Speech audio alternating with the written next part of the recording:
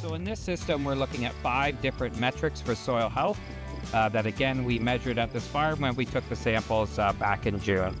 So our first set of samples are for the soybean field here at the farm. Still on that silty clay loam, we took them at the exact same spot where we took our other samples. The metrics in this system are organic matter, respiration, potentially mineralizable nitrogen, active carbon, and aggregate stability. So some of them are very similar to the last set of results that we looked at, but some are slightly different or measured in a different way. So it really gives the farmer who receives this report a lot of information and a lot of different information about what's happening on their soils. So in the soybean field, this system is a percentile-based system. So it's ranking this field in a larger database of soils taken all across the province here. If you look on this map, this is where 1,500 at least other soil samples have been taken using this system. They're categorized by soil type, and then the results of this farm are then compared to those other results on the same soil type, and that's what produces this percentile score. This is a SHAP score, these 5 numbers here. And then they follow a simple scale.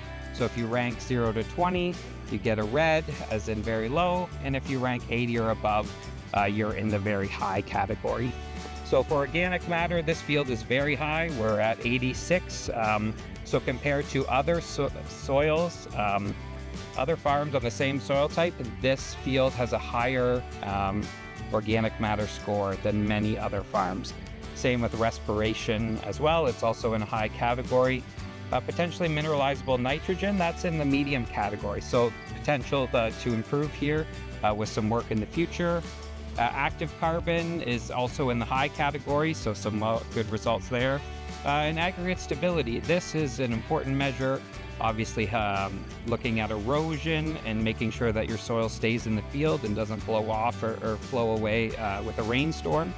So we're in the medium category for the soybean field here. So obviously some work to do there where we could bump up that aggregate stability soil score and really protect the soil for years to come. Now we're going to compare these results from the soybean field to the hay field.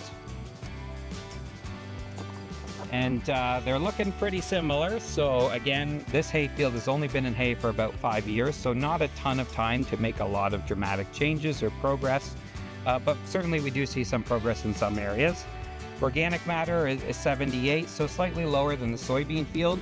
But this isn't, we're not adding fertility, and we're also taking away a lot of biomass with hay harvesting. So it's likely that the organic matter just hasn't had time to build up. And we're not adding a ton of fertility to that hay as well to increase the biomass and thus increase the organic matter. Respiration is much higher here, like we saw with our last test, than in the soybean field.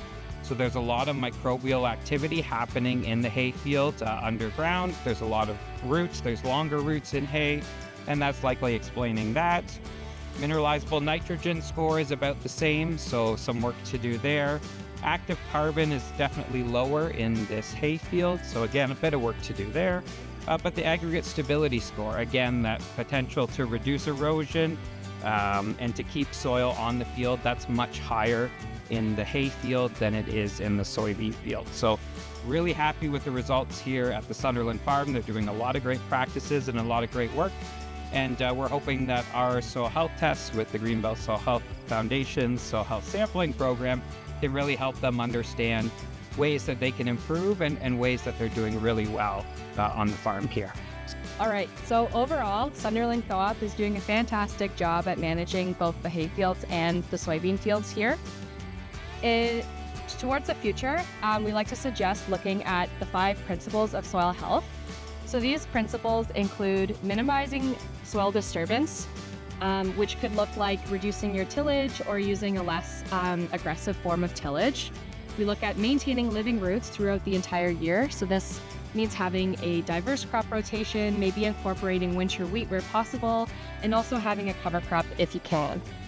Keeping the soil covered is another way that we can improve our soil health. So looking at maintaining as much residue cover and even living plants on the surface of the soil as much as the year as possible. Finally, diversifying crops. So we've kind of touched on this a little bit more, but having that diverse crop rotation, incorporating cover crops where possible, and that sort of thing.